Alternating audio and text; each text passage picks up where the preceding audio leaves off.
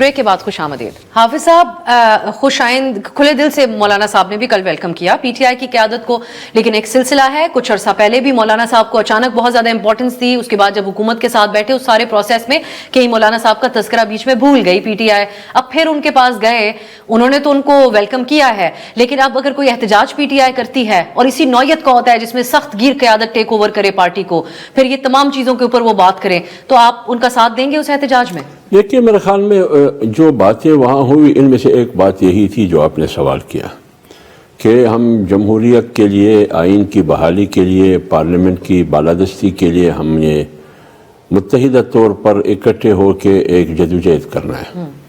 ان کی 3 باتیں تھیں, ان 3 میں سے ایک یہ تھی. لیکن جمعیت علماء اسلام آپ کو معلوم ہے ان کے ادارے ہے اور مولانا صاحب اکیلے فیصلہ نہیں کرے گا, اور پارٹی کی جو مشاورتی ادارے ہے, ایگزیکٹو ہے, اس کا مشاورتی کونسل ہے, اس میں وہ لے کے جائیں گے, پھر اس پر بات کریں گے کہ ہم کہاں تک جا سکتے ہیں, کہاں تک نہیں جا سکتے.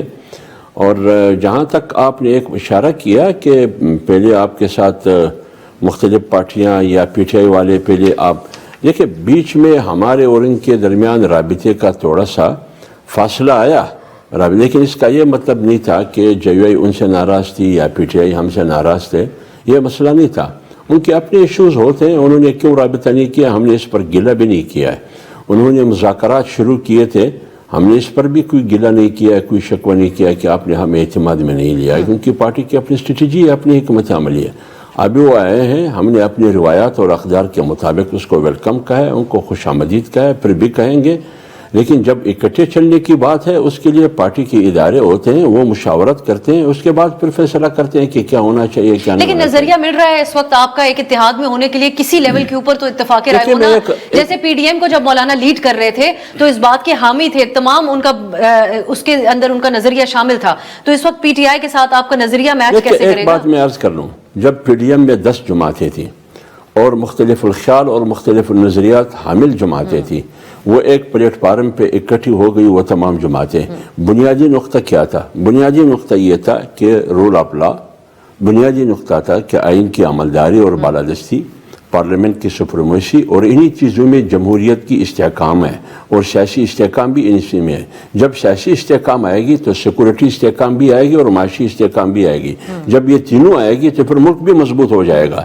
یہی باتیں اگر پی ٹی آئی ہمارے سامنے بیٹھ کے بات کرتی ہے تو یہی بات کرتی ہے, آئین کی بات. آئین پر کس کو اختلاف ہے؟ آئین کی عملداری ہم بھی چاہتے ہیں. وہ 9 مئی پہ جوڈیشل کمیشن کی بات اگر احتجاج کے ذریعے کرتے ہیں تو آپ کا بھی ساتھ ہوگا اس میں؟ دیکھیں نا, وہ تو قیدیوں کی رہائی کی بات کرتے ہیں, وہ تو جب ہم آپس میں بیٹھ کے فیصلہ کریں گے کہ ہم نے ساتھ چلنا ہے, پھر آپس میں بیٹھنا ہوگا, اس کا ایک شعار ہم نے مرتب کرنا ہوگا کہ 2 پارٹیاں کن کن نکات پر, کن کن خطوط پر ایک دوسرے کے ساتھ پارلیمنٹ سے باہر دے سکتے ہیں.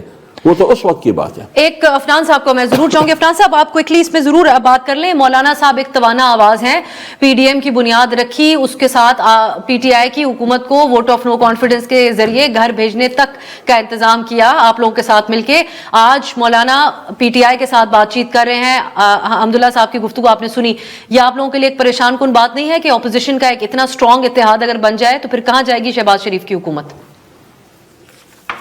پچھلے 1 سال سے تو یہ اتحاد نہیں بن سکا, حالانکہ جو بہت دفعہ اس کی کوشش بھی کی گئی ہے. اور میں یہ سمجھتا ہوں کہ مولانا فضل الرحمان صاحب جتنا اچھی طرح سے عمران خان صاحب کو جانتے ہیں, شاید ہی کوئی اور چند ہی اور لوگ ہوں گے اس ملک میں جو جانتے ہوں گے. اور جے یو آئی نے ہمیشہ نظریہ پاکستان کی بھی حفاظت کی ہے اور پاکستان کے اسلامی تشخص کی بھی حفاظت کی ہے.